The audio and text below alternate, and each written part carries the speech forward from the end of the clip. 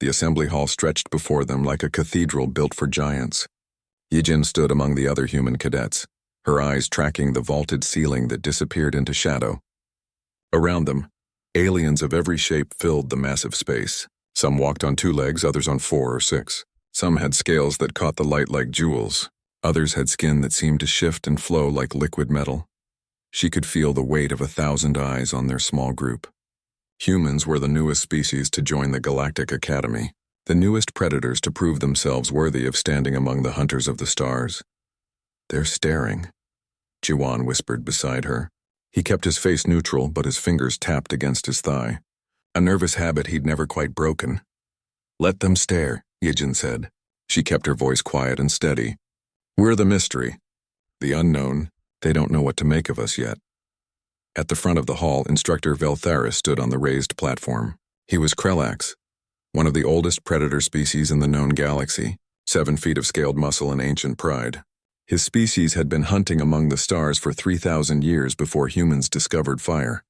His yellow eyes swept across the assembled cadets with the patient certainty of something that had never known fear. "Welcome," Veltharis said. His voice carried easily across the hall without any need for amplification. "You stand in the Hall of Hunters. For 200 generations, this academy has trained the finest warriors in 12 star systems. You are here because your species has proven itself worthy. You are predators. You are survivors. You are the apex of your worlds." He paused, letting the words sink in. Around the hall, aliens straightened with pride. Yijin noticed the way the Shardborn caught the light, their crystalline bodies reflecting rainbow patterns. She saw the way the Venmar's compound eyes tracked every movement in the room, missing nothing. "Today we honor tradition," Veltharis continued. "Each species will present their proof, their evidence of dominance, their claim to stand among hunters." The ceremony began. One by one, instructors from each species approached the platform. They carried their trophies with reverence, ancient weapons that had killed legendary beasts, bones from extinct mega-predators, preserved fragments of the most dangerous creatures their worlds had produced. A Shardborn instructor placed a perfect sphere of compressed carbon on the platform. "The heart of a void leviathan," she announced. Her voice chimed like breaking glass. "My ancestors hunted them through the stellar nebulae. This one was killed 800 years ago. It took 30 ships and 2 months to bring down." The hall murmured with respect. Void leviathans were extinct now. No one had seen a living one in 3 centuries. A Venmar warrior stepped forward next. He carried a skull the size of a transport pod. "The Hive Emperor of Sector 9, he clicked through his translator. "My clutch mother killed this alone. She entered its hive. She fought through 10,000 soldiers. She took its head and walked out. This was 140 years ago. More murmurs. More respect." The trophies piled on the platform. Each one represented death. Each one represented victory. But Yijin noticed something. All of these kills were old, ancient. They were history. They were stories from the past. Then Veltharis stepped forward with his own trophy. He carried it carefully, both hands cradling the yellowed bone. "This skull belonged to a razor serpent," he said. "My grandfather killed it on our homeworld." The razor serpents ruled the equatorial jungles. They were 15 meters long. They could break stone with their coils. They feared nothing. He placed the skull gently on the platform. In the light, Yijin could see the careful preservation, the ceremonial polish, the age. "The razor serpents are extinct now," Veltharis said. "My grandfather was part of the last great hunt. 700 Krelax, 3 months of tracking. 42 died bringing down the last breeding pair. We proved we were the true apex of our world. We earned our place among the stars." Pride filled his voice. Pride in something else. The satisfaction of a species that had won, that had conquered, that had nothing left to prove. "And now," Veltharis said, turning to look directly at the human section, "we welcome our newest members, humanity. You have traveled far to join us. What proof do you bring? What trophy shows your species worthy to stand among predators?" The hall went quiet. Every eye turned to the humans. Hyojin felt the pressure of that attention like physical weight. Beside her, Jiwan had stopped tapping his fingers. He stood perfectly still. Deho stepped forward. He was their instructor, the human who had arrived first to prepare for their coming. He was not large compared to most species in the hall. He stood just under 2 meters, His skin was darker than Hyejin's, weathered by sun and wind. His hair showed gray at the temples. He moved with an economy of motion that made him seem smaller than he was. He carried something wrapped in cloth. The bundle was roughly the size of a human head. As he walked to the platform, Hyejin noticed the cloth was dark with moisture. Fresh moisture. The other instructors watched him approach. Veltharis's eyes narrowed slightly. Something about Daeho's quiet confidence seemed to puzzle him. Daeho reached the platform. He set his bundle down carefully. Then he unwrapped it. The skull gleamed white and red in the light. Fresh blood pooled beneath it, spreading across the polished stone of the platform. Tissue still clung to the bone. The empty eye sockets stared at nothing. The jaw hung open, showing rows of crystalline teeth designed to tear through metal.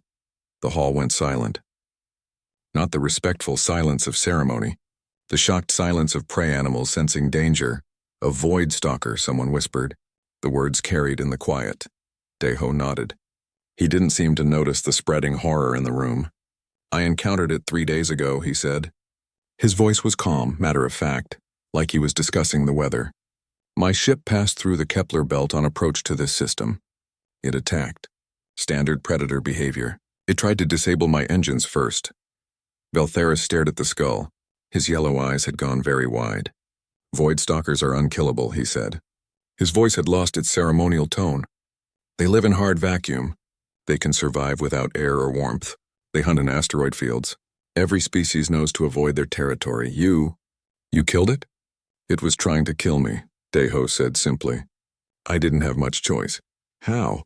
The question came from the Shardborn instructor. Her chiming voice had gone sharp with disbelief. "Void stalkers have no weakness. They feel no pain. They cannot be frightened. They hunt until they kill or are killed. How does one being alone kill something that cannot be killed?" Daeho looked at her. Then he looked at Veltharis. Then he looked around the hall at all the assembled predators. The apex species of their worlds. The hunters who had brought trophies of ancient victories. "I waited," he said. "It was faster than my ship, stronger, better adapted to space. So I waited. I let it chase me. 3 days.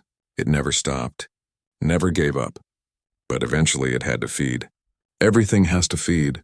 When it tried to consume my ship's engine, I decompressed the cargo bay. It was inside. I spaced it into open vacuum. It survived that. They're tough. But then I spent 6 hours using my ship's point defense lasers to cut it apart, piece by piece, until it stopped moving." The silence stretched. No one spoke. No one moved. Hyejin felt something shift in the hall. A change in the air. The way the other species looked at humans had changed. The curiosity had become something else. Something colder. "Your trophy is still bleeding," Veltharis said quietly. The others brought history. Bones preserved across generations. "You brought something you killed on your way here. Something you killed 3 days ago." Daeho nodded. "Yes, is that wrong?" Veltharis stared at him for a long moment. Then he looked down at his own trophy. The ancient skull of an extinct predator. The proof of his grandfather's victory. The symbol of a hunt from 100 years past. "No," he said finally. "Not wrong. Just different." He turned to look at the assembled cadets. At the Shardborn and the Venmar and all the other species who had brought their ancient trophies. "Their proof of dominance from ages past. The humans have shown us their proof," he said. "They hunt now. Not in their history. Now let the ceremony continue." But Hyejin noticed the way the other instructors looked at each other, the way their eyes kept returning to the fresh skull, the way they stood a little further from the human section than they had before. The ceremony ended. The cadets filed out toward their barracks. Jiwan walked beside Hyejin. "Did you see their faces?" he asked quietly. "Yes," she said. "They're afraid of us now." "Yes," she said again. "Is that good?" Hyejin thought about the question. She thought about the old skulls and preserved trophies. She thought about the fresh blood pooling on the platform. She thought about Daeho's calm voice explaining how he spent 6 hours cutting apart something that couldn't be killed. "I don't know," she said honestly, "but I think we just taught them something important." "What?" "That we're not like them. We didn't come here to share stories of old hunts. We came here to learn how to hunt better." Jiwan was quiet for a moment. Then he smiled. It wasn't a nice smile. "Good," he said. The simulation chamber looked like any other training room. White walls, clean floors, banks of monitoring equipment along one side. But Hyejin knew better. She'd read the specifications. This room could generate any environment, any terrain, any threat the instructors could imagine.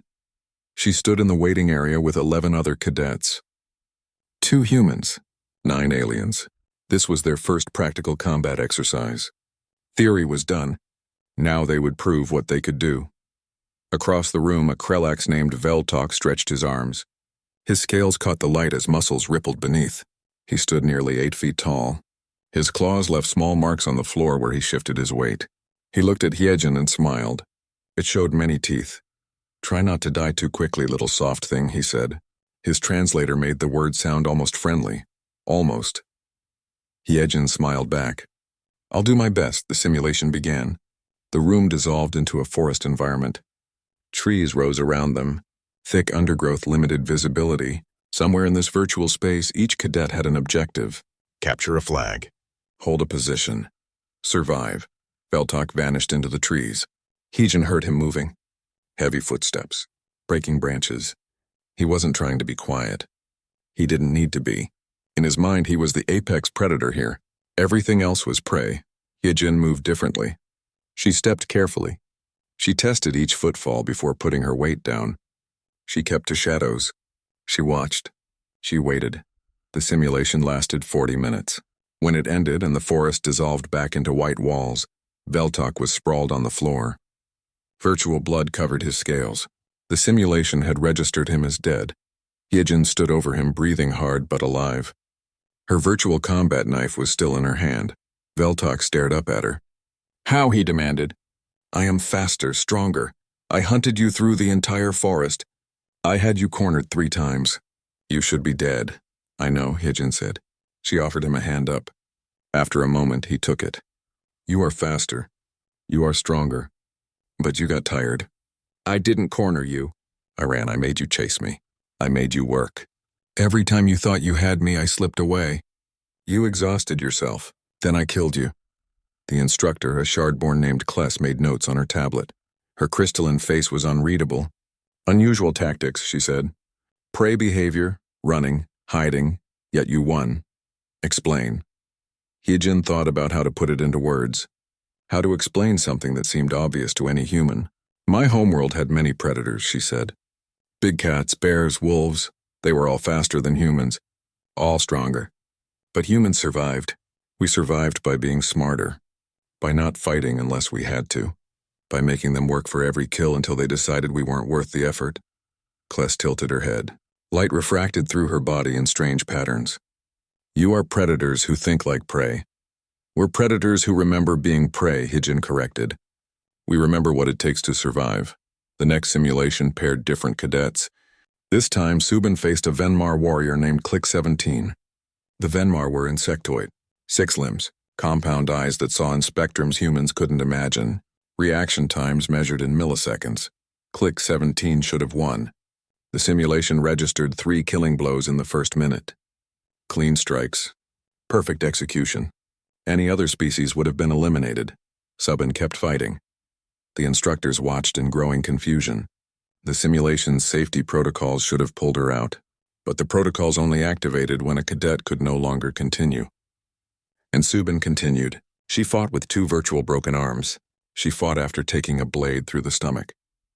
She fought until Click 17 made a mistake. Got too confident, thought the battle was won. Then Subin killed him. When the simulation ended, Subin stood in the center of the room. Virtual blood covered her from head to toe. Most of it was hers. She swayed on her feet, but she was still standing. Click 17 lay motionless. The simulation had registered his death 4 minutes ago. He had stopped fighting. Subin hadn't. Veltheris stepped forward. He'd been observing all the simulations. His yellow eyes were troubled. "You should be dead," he said to Subin. The simulation registered fatal wounds. "You should have stopped fighting." Subin looked at him. Her face was pale. Sweat ran down her temples. But her eyes were steady. "Fatal isn't the same as dead," she said. "Fatal means you'll die eventually. Dead means you stop fighting. I wasn't dead yet." "This is madness," Veltheris said. But his voice lacked conviction. "You cannot fight through wounds like that." "I can fight until I physically can't anymore," Subin said. That's what humans do. We don't stop because we're hurt. We stop when we're finished. That evening, Minho gave a lecture on human biology. He was the medical officer for the human contingent, young, barely 25, but he knew his subject. Humans evolved as persistence hunters, he explained.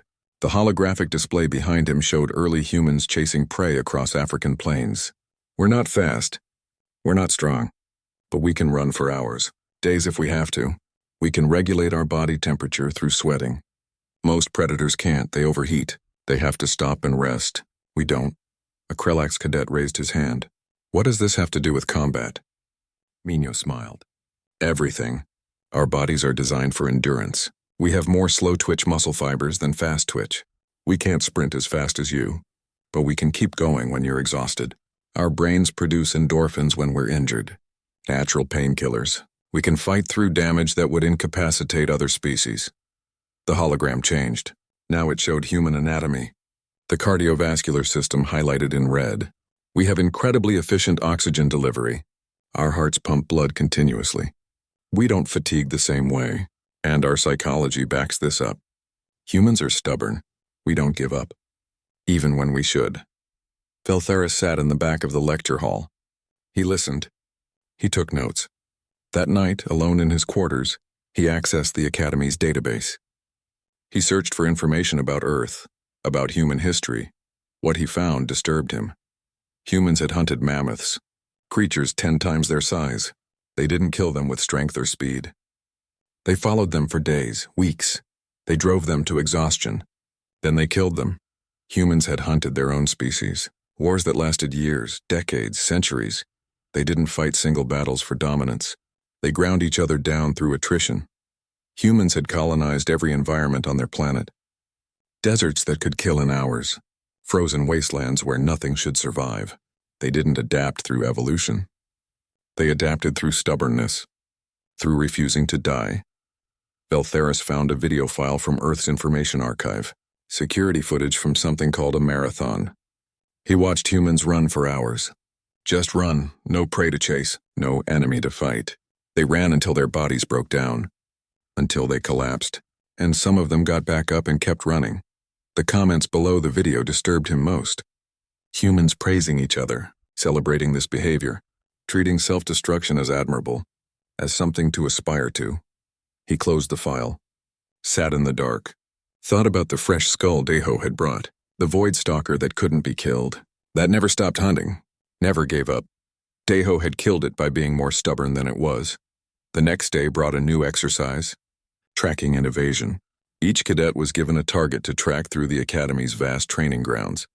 Simultaneously, they were being tracked by someone else. Jiwan drew a Shardborn as his hunter. The Shardborn could sense vibrations through the ground, could detect movement through echolocation, could process information at speeds that made human computers look slow. Jiwan should have been caught in minutes. He wasn't caught at all. When the exercise ended, the Shardborn instructor looked frustrated. Her crystalline body pulsed with confused colors. "Where did you go?" she demanded. "I tracked you to level 7. Then you vanished, no trace. No trail, nothing." Jiwan shrugged. "I went up through the ventilation system. Crawled for 3 levels. Came out in the maintenance area. From there I used the service corridors. You were looking for someone on foot. I didn't stay on foot, but that took hours. You crawled through tight spaces for hours. Why not just run? Try to outpace me?" "I can't outpace you," Jiwan said patiently. "You're faster, so I used time instead of speed. I went slow. I was uncomfortable, but I won." The instructor stared at him. "You willingly suffered for hours to gain a minor advantage. Yes, this is not rational. It's perfectly rational. I couldn't beat you with speed. I couldn't beat you with strength. I beat you with patience. Humans are very good at patience." More exercises followed. More simulations. Each one revealed something new about humans, something the other species found uncomfortable. They didn't respect traditional dominance displays. They worked in teams with no clear hierarchy. They shared resources equally. They protected the weak instead of abandoning them. They took injuries meant for others. They fought harder when defending teammates than when defending themselves. Veltharis watched it all. He made more notes, requested more information from Earth's archives. 1 week into training, he called Deho to his office. The human instructor arrived promptly, sat when invited, waited patiently for Veltheris to speak. "I've been studying your species," Veltheris said finally, "trying to understand what I'm seeing. Your cadets don't behave like predators." The transport ship dropped them at dawn. 12 teams, 5 cadets per team, mixed species. The Academy's way of forcing cooperation between natural competitors. Yejin stood on the landing pad and looked at the landscape. Barren rock stretched to the horizon. This moon had an atmosphere, barely, thin enough that breathing felt like work. The gravity was lighter than standard. 0.78. Her muscles felt strange. Too strong. Too quick. 300 kilometers, the transport pilot announced, east to the extraction point. 7 days. You have basic supplies. Water for 3 days. Food for 5. Medical kits. Navigation equipment. Work together or die alone. Good luck. The transport lifted off. The wind from its engines scattered dust across the teams. Then it was gone. Silence settled over the landing pad. 40 cadets stood in the thin air and looked at each other. Veltheris was in Hyejin's team. Also Deho. A Venmar named 17 Click. A Shardborn named Hess. The team composition was meant to be balanced. Speed, strength, intelligence, endurance. The other teams started moving immediately. The Krelax team sprinted east. Their powerful legs covered ground quickly. The Venmar team moved in formation. Precise, coordinated, fast. Within minutes, most teams were out of sight. Deho checked his navigation unit. Looked at the terrain. Looked at the sky. "We'll move at a steady pace," he said. 5 kilometers per hour. We'll walk for 2 hours. Rest for 15 minutes. Walk for 2 more hours. Rest for 30 minutes. We'll maintain this schedule unless circumstances change. Veltheris stared at him. 5 kilometers per hour? The Krelax team is moving at 20. We'll be last. Yes, Deho agreed. For now. This is humiliating. This is smart. Deho started walking. East. Steady. Not fast. Not slow, just constant. The team followed. They had no choice. The first day was boring. They walked. They rested. They walked. The terrain was flat, easy. The other teams were long gone. Hyejin could see their dust trails in the distance, getting farther ahead with each hour. That night, they made camp. Deho showed them how to build a shelter using rocks and their emergency blankets. How to conserve heat. How to sleep in shifts. Why shifts? Hess asked. Her crystalline body chimed softly in the wind. There are no threats here. The Academy would not put us in danger. Maybe, Deho said. But sleeping in shifts means someone is always rested. Always alert. Always ready to move if needed.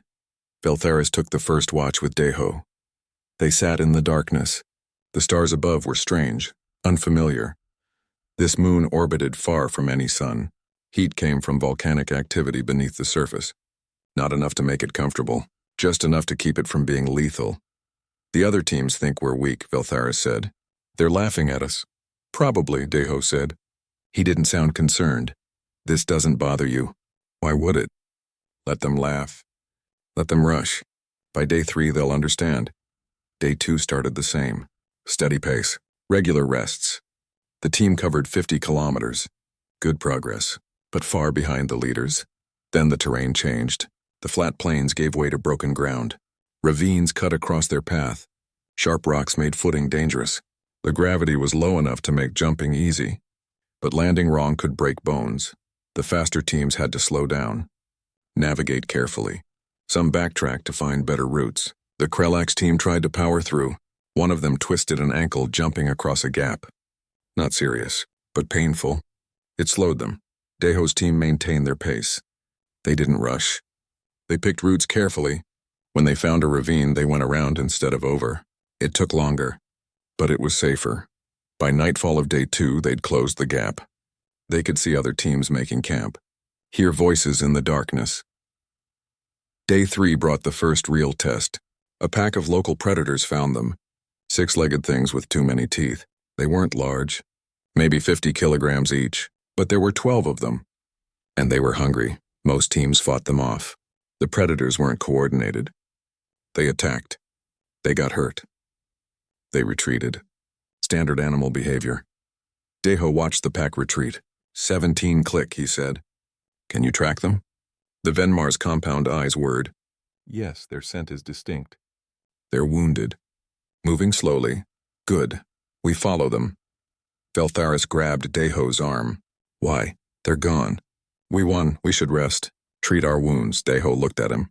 They'll be back. Tonight. Tomorrow. Every night until we're out of their territory. Or we can end this now. End this how? We follow them to their den. We kill them all. We remove the threat permanently. The team stared at him. Hess spoke first. That's excessive, wasteful. We have limited time. Limited resources. No, Yejin said. Everyone turned to look at her. It's efficient. If we keep fighting them every night, we waste energy. We risk more injuries. We don't sleep well. But if we eliminate them now, we sleep safe for the rest of the journey. Deho nodded. Exactly. They tracked the predators for 3 hours. Found their den in a cave system. The creatures were resting. Licking their wounds. They didn't expect pursuit. Predators rarely chased prey once the immediate threat was gone. The team went into the caves. It was brutal work. Close quarters, darkness but systematic. They cleared each chamber. Made sure nothing survived. When they emerged, all 12 predators were dead. Veltharis stood in the cave entrance. Blood covered his scales. We just committed genocide, he said quietly. An entire pack. For convenience, for safety, Deho corrected. There's a difference. That night they slept well. All of them. No watches needed. No threats to worry about. Day 4 was when the other team started to fail. The fast pace of the first days caught up to them. Exhaustion, injuries, dehydration. The academy had calculated water and food for the journey carefully. Enough to survive, but only if resources were managed well. Teams that had sprinted now stumbled. Teams that had skipped rests now collapsed. The Krellax team passed Deho's team going the opposite direction, heading back west. One cadet had broken his leg. They were retreating to the landing site. Out of the trial, more teams fell behind, got lost, made bad decisions in their exhaustion. Deho's team found the Shardborn team on day 5. They were sitting in the shade of a rock formation. Not moving, just sitting. What's wrong? Hyejin asked. The team leader looked up at her. Colors pulsed through her crystalline structure. Distress signals. We're lost. Our navigation unit broke. We don't know which direction to go. Deho checked his own unit. You're 40 kilometers off course. South of the correct path. We know. We've been trying to correct, but we're exhausted. Hungry. We only have a few hours of water left. Deho looked at his team. Opinions? Veltharis shrugged. Leave them. This is a trial. Individual performance matters. They'll die, Hess said. Perhaps. Or the Academy will extract them when their emergency beacons activate. Hyejin pulled out her water bottle. It was still half full. She handed it to the Shardborn leader. Here, and we have extra food. Take some. Why? The Shardborn asked.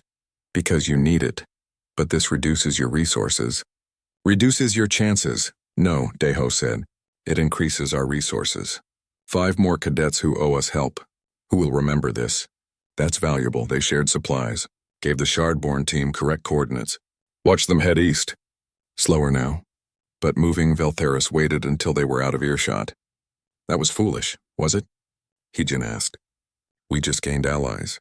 When we reach the extraction point, they'll vouch for us. Say we helped when we didn't have to. The Academy values cooperation. The Academy values strength. The Academy values survival, Deho corrected. And the strongest survival strategy is helping each other. Day 6 brought them within 50 kilometers of the extraction point. They'd passed most other teams. Some were still ahead. But most were behind, struggling, injured, lost. They found the Venmar team in bad shape. 3 of them were sick, something they'd eaten. Native plants that looked edible but weren't. They were vomiting, feverish, barely conscious. Minho went to work immediately. He'd been carrying medical supplies the entire journey. Extra weight that seemed unnecessary. Until now. Bacterial infection, he said after examining them. Treatable. But they need rest. Fluids. Medicine. We don't have time for this, one of the Venmar protested. Leave us. Send help from the extraction point. Help won't arrive in time, Minho said. You'll be dead in 12 hours without treatment. He set up an IV, administered antibiotics.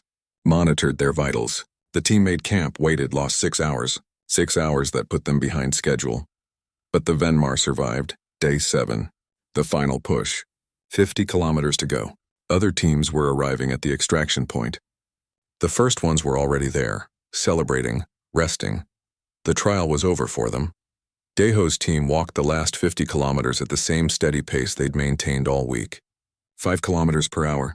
Regular rests. No rushing. No panic.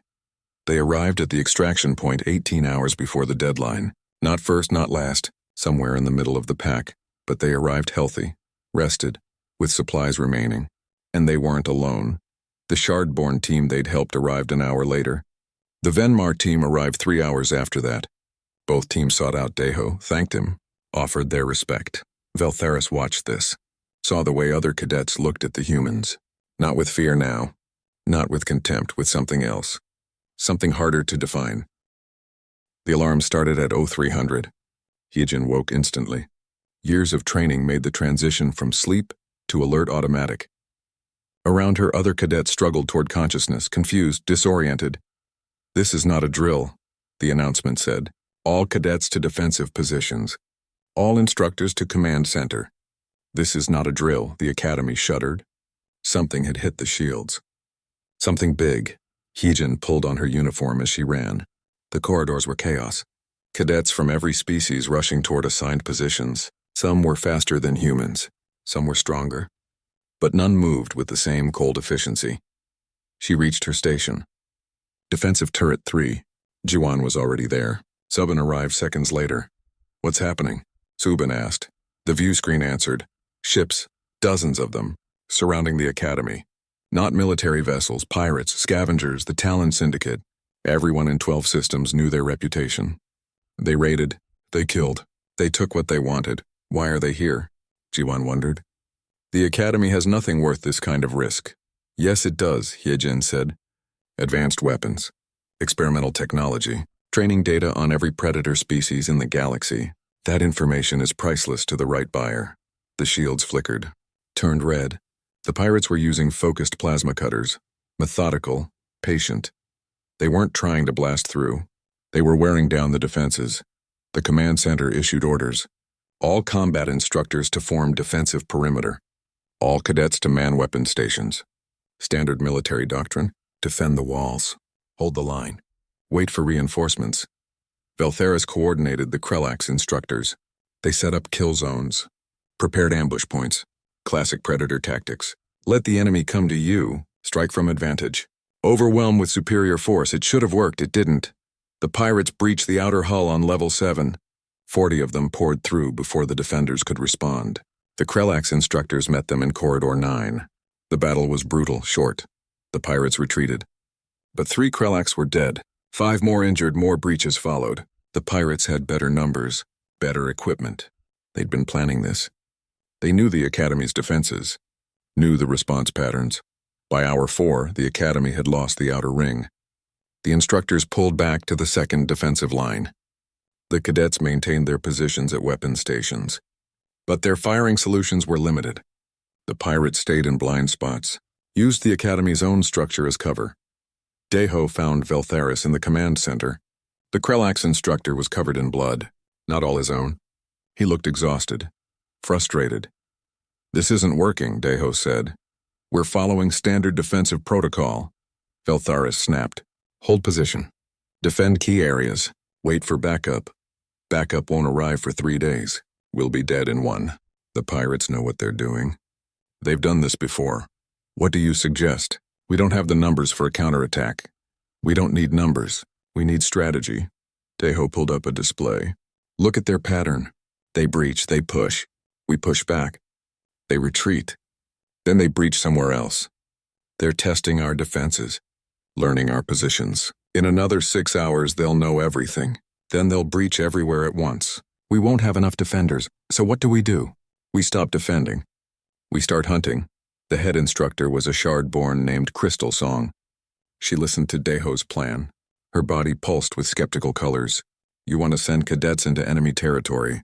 Small teams. No support. To harass the pirates. Not harass. Hunt. We can't beat them in direct combat. We don't have the numbers, but we can make them unable to fight. We break their equipment. We sabotage their ships. We cut their communications. We don't give them rest. We don't give them time to coordinate. We grind them down. This is suicide. Cadets against trained pirates. It's our best chance. Maybe our only chance. Crystal Song looked at Veltharis. Your opinion? The Krelax was quiet for a long moment. Then he looked at Deho, at the human instructor who had brought a fresh skull to the opening ceremony, who had spent 6 hours cutting apart something that couldn't be killed. If anyone can pull this off, Veltharis said slowly, it's them. The plan was approved. 12 human cadets, 4 teams of 3. Each team had a mission. Ciola would infiltrate the pirate command ship. Kieran would target their power systems. Hijin would hack their communications. Jiwan would create dissent among their ranks. They moved out at hour 6. While the pirates were focused on the next breach, while the defenders were busy holding the line, the humans slipped away, into the shadows, into the maintenance tunnels, into the places no one watched. Ciola's team reached the pirate command ship through an old docking collar. The pirates had cut through it during their initial attack. They thought it was secure, thought no one would come back through it. They were wrong. Ciola was small, even for a human. She fit into spaces others couldn't reach. She and her team crawled through the ship's ventilation system. It took 12 hours. 12 hours of being inches from discovery, of hearing pirates walk beneath them, of breathing recycled air and fighting cramps. They reached the environmental control system. Kieran showed Ciola what to do, how to adjust the settings. Not enough to kill anyone, just enough to make them uncomfortable. Too hot, then too cold, then too hot again. Never letting them adjust, never letting them rest. Then they moved to the water recycling system.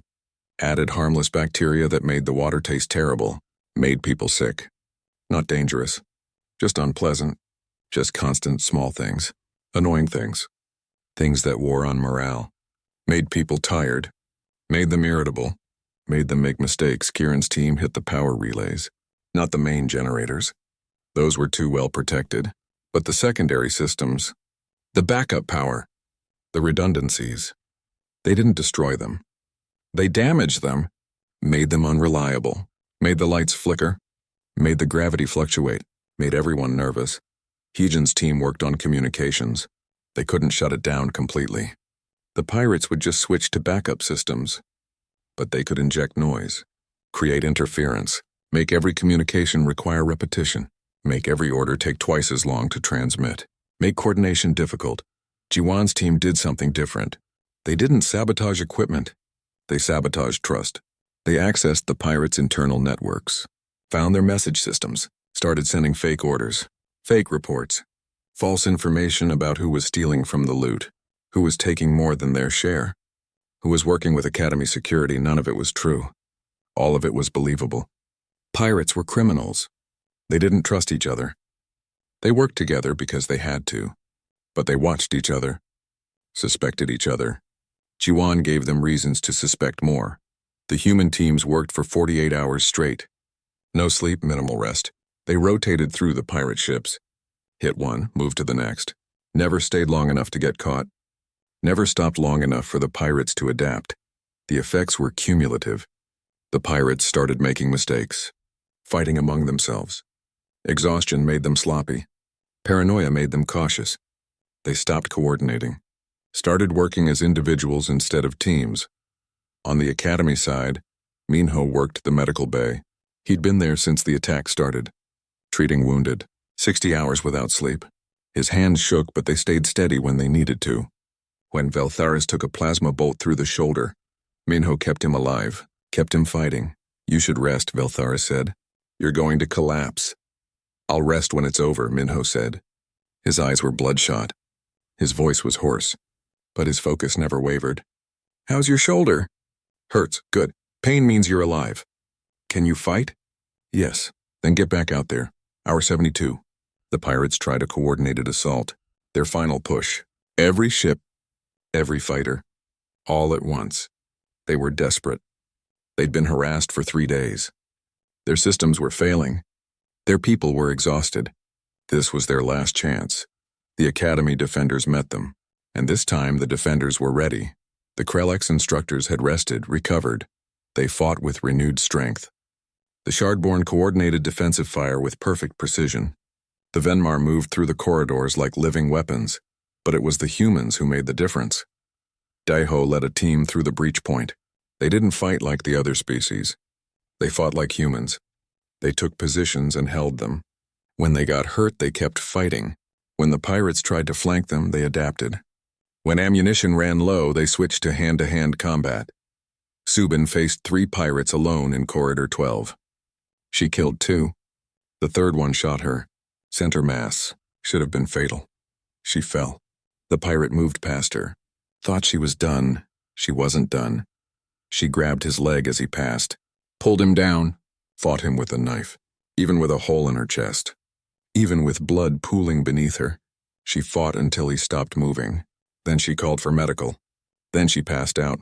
Minho got her to surgery, kept her alive, added her to the list of patients who shouldn't have survived but did anyway, because they were human and humans didn't die until they decided to. Hour 96. The pirate commander finally tried to contact the academy. He wanted to negotiate, wanted terms, wanted to withdraw. The Galactic Council chamber was designed to intimidate, 300 meters across, ceiling lost in darkness above. The walls showed stars, real stars, transmitted in real time from observation stations across known space. A reminder that the Council governed more worlds than most species could count. Veltharis stood in the witness circle, a small platform in the center of the vast chamber. Above him, arranged in rising tiers, sat representatives from 43 species. The most powerful civilizations in the galaxy. They looked down at him like predators watching prey. Instructor Veltharis, the council speaker said. She was shard-born, ancient. Her crystalline body had seen 3 centuries. You were present during the incident at the academy. You witnessed human behavior during combat. You have submitted a report that has caused significant concern. We require clarification. I'll answer any questions, Veltharis said. His voice was steady. He'd prepared for this. The humans used guerrilla tactics against the pirates. Harassment, sabotage, psychological warfare. These are not the methods of apex predators. They are prey tactics, cowardice tactics. Yet you claim they were effective. Explain. Veltharis thought about how to answer, how to make them understand what he'd learned. The humans won because they refused to fight the way we expected. We use overwhelming force. We establish dominance. We win quickly or we don't win at all. Humans don't think that way. They think in terms of time. They ask how long they can keep fighting, not how hard they can hit. This is weakness, mine. No, it's patience. There's a difference. A Krellax counselor leaned forward. His scales were battle-scarred. His eyes were hard. I've read your report. You describe humans fighting while injured, continuing combat with wounds that should be fatal. You describe them working for days without rest. You call this admirable. I call it stupidity. Call it whatever you want, Veltharis said. But it works. The pirates had superior numbers, superior firepower. They should have won. They didn't win because humans wore them down. Made them tired, made them scared, made them give up. Any species can endure hardship, another counselor said. This one was Venmar. Her translator clicked softly. This doesn't make humans special, can they? Veltharis asked. Can your species fight for 4 days without sleep? Can they continue after taking injuries that would kill my species? Can they track an enemy through a ship's ventilation system for 12 hours just to sabotage their environmental controls? Can they do this and call it Tuesday? Silence. The counselors looked at each other, some uncomfortable, some skeptical. The council speaker's colors shifted, unreadable. You advocate for humanity. Why? They are newcomers, unproven. They've participated in 1 battle. 1. This doesn't establish them as equals to species that have fought wars for millennia. 1 battle, Veltharis agreed, against an enemy we couldn't defeat using traditional methods. And they won. Not by being stronger, not by being faster, by being more stubborn than the universe itself. Stubbornness is not a military virtue, isn't it? What wins wars? Firepower?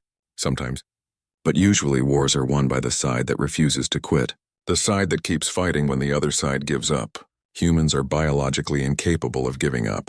They'll die first. That's their advantage. The chamber erupted in discussion, counselors arguing with each other. Some agreed with Veltharis. Most didn't. They saw humans as weak, as using prey tactics, as not fitting the definition of apex predator. The council speaker called for silence. We will hear from the human representatives. Ambassador Sora, Admiral Daehyun, please approach. Two humans walked to the witness circle. They moved calmly. No hurry, no fear. Like they were taking a walk instead of standing before the most powerful governing body in known space. Sora spoke first. She was young for an ambassador, barely 30, but her eyes were old. Thank you for allowing us to speak. I understand there are concerns about my species, about our methods, our nature, our place in galactic society. Your species has demonstrated unusual behavior, the speaker said. We need to understand if you represent a threat. A threat to whom? To anyone. Your tactics suggest you don't respect traditional combat doctrine. You use methods associated with prey species. Yet you win. This creates uncertainty. Sora nodded. I understand the concern, but I think there's a misunderstanding about what makes a species predator or prey. You define it by hunting style, by dominance displays, by quick kills and overwhelming force. Humans define it differently. How do you define it? By results. A predator is the species that survives, the species that wins. The method doesn't matter. Only the outcome. This is sophistry, a counselor said. Predators hunt, prey run. These are fundamental categories. On Earth, Sora said, humans were both.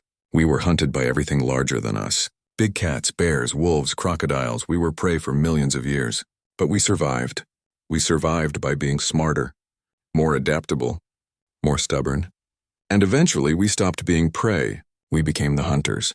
Not because we got stronger or faster, because we refused to accept the role assigned to us. Admiral Daehyun stepped forward.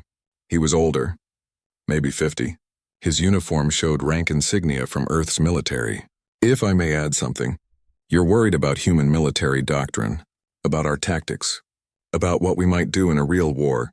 I can tell you exactly what we'd do. Please elaborate. We'd win. Eventually. Not quickly. Maybe not efficiently. But we'd win, because that's what humans do. We fight until we win or we die. And most of us are willing to die if that's what it takes. This is bravado, the Krellix counselor said. Empty threats, is it? Daehyun pulled out a data chip. This contains intelligence we've gathered over the 5 years since first contact. Complete military assessments of every council species, fleet compositions, strategic resources, economic vulnerabilities, political tensions, everything. The chamber went silent.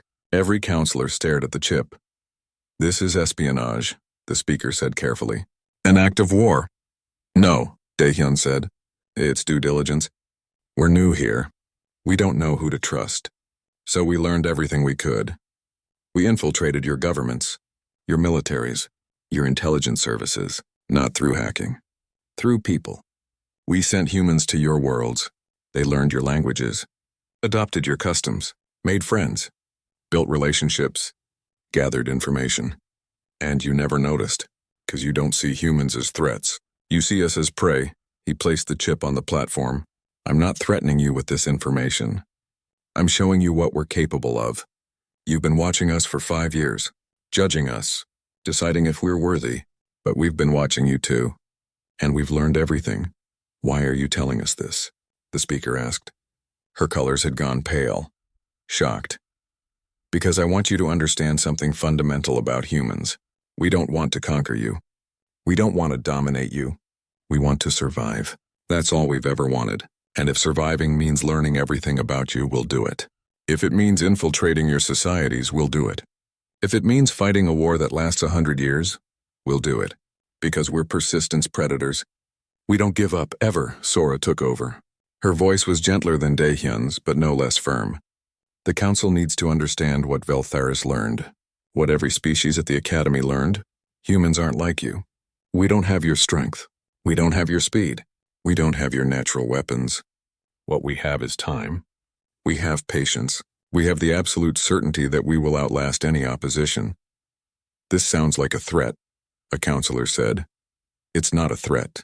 It's a fact. Look at Earth's history. Look at how humans fought each other. Wars that lasted decades, centuries. Both sides exhausted. Both sides broken, but neither side giving up until one was physically unable to continue. That's how humans fight. We don't seek quick victory. We seek final victory. No matter how long it takes, the chamber was silent. Valtheris watched the counselors, saw them processing what they'd heard. Some looked angry. Some looked scared. Some looked thoughtful. The speaker finally spoke. "What do you propose? How should the council respond to this information?" "Accept us as equals," Sora said simply. "Not because we're strong, not because we're fast, but because we're here. We're not going away. We're not giving up. We're part of the galaxy now. You can work with us or against us, but you can't ignore us, because we won't let you." A Venmar counselor spoke up. "And if we decide humans are too dangerous? If we vote to restrict human expansion? Limit human integration into galactic society?" Dahyun smiled. It wasn't a nice smile. "Then you'll have created exactly the situation you're trying to avoid. You'll have made us your enemy. And trust me, you don't want humans as enemies, because we'll spend the next 1,000 years proving you wrong. We'll outlast your grandchildren's grandchildren. We'll be here when your species is dust, because that's what we do. We persist." The speaker raised her hand. Silence fell. "This session will recess. The council will deliberate. You will wait for our decision." The humans bowed, respectful, polite. Then they walked out of the chamber. Calm, unhurried, like they had all the time in the world because they did. Valtheris was dismissed. He found the humans waiting outside, in a small room overlooking the city below, the capital of the council worlds, billions of aliens, thousands of species, all living together.